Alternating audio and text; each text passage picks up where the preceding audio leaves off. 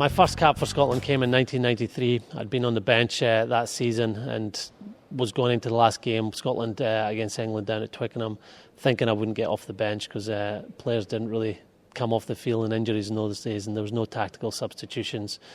But I did get on after about 20 minutes. Craig Chalmers broke his wrist, and when I went on the field, I have to say I was very nervous. I'd looked at the stands at Twickenham and didn't play well at all in the first 5 minutes. I think I missed 2 tackles, one of them getting Martin Bayfield on the lines too that year as he ran right through me.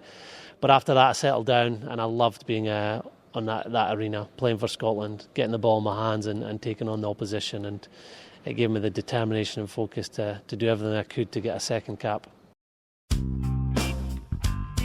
My boyhood hero was Roy Laidlaw. He was scrum half during the great years, the early 80s. I remember watching the 84 Grand Slam, and he was the main man.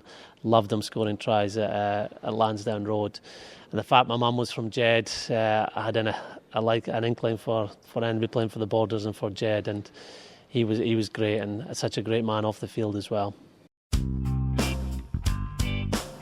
Scotland against France, last game of the Five Nations, our last ever game in the Five Nations Championship, and the first half of that game was the stuff of dreams. 5 tries, all of us playing almost 100% of our ability, and a real connection between players, knowing what someone was going to do, and to go to Paris and a ground that we'd only won once in the last 34 years and get a win and score 5 tries in the first half was just amazing.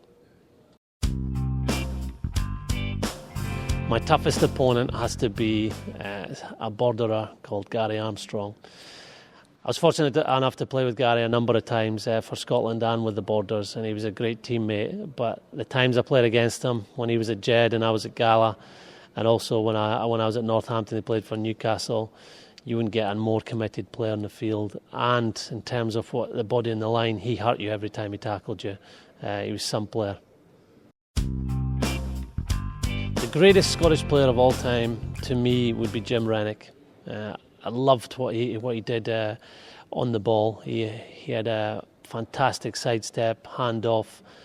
Defensively, he was great. He could play in any position, probably in the back line.